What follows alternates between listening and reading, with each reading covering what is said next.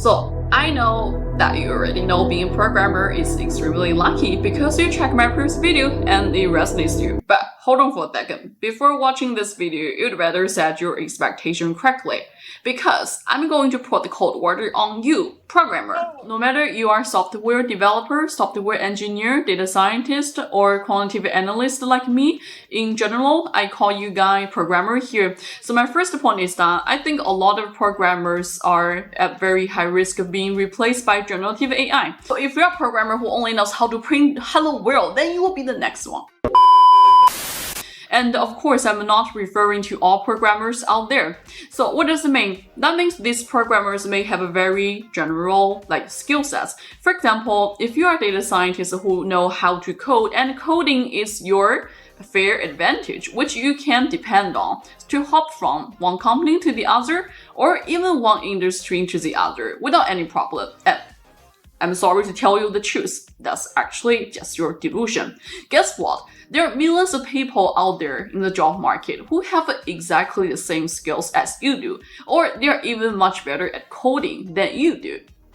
So what can you set yourself apart from other people, right? Then ask yourself this question: what kind of deep down and irreplaceable value you can bring to the table without having deep understanding of the industry, without having solid domain knowledge, without being able to integrate creativity into your day-to-day work, without having strong enough communication skills to talk to stakeholders to know what they really are, before applying your programming skills and stats knowledge to solve business problems. So I think in the whole process, coding is generally just like a tool. And my point is that you need to dive deep into your industry and niche down yourself. Also, I believe programmers with a very clear niche are much harder to be replaced by generative AI.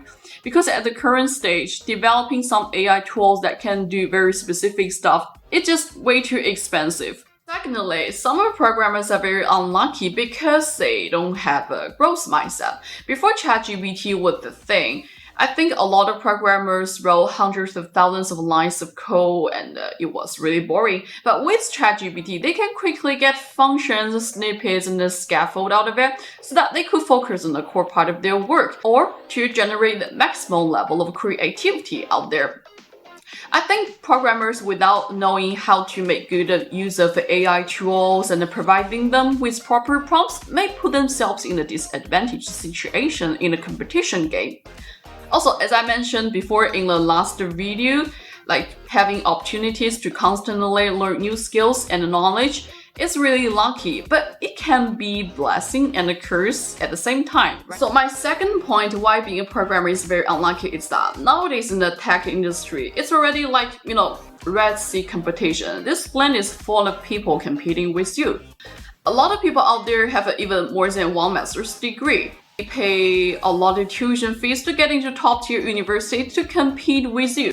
They also grind extremely hard in the traditional way, by which I mean getting good grades, having as much internship experience as possible, getting a job in a big tech company before getting rich. But the reality may slap you on the face. Because the time of becoming the next Elon Musk or Mark Zuckerberg is over. That's generally a delusion to become a person who lays you off. And nowadays, even having a degree in some technical field is not guaranteed to the job.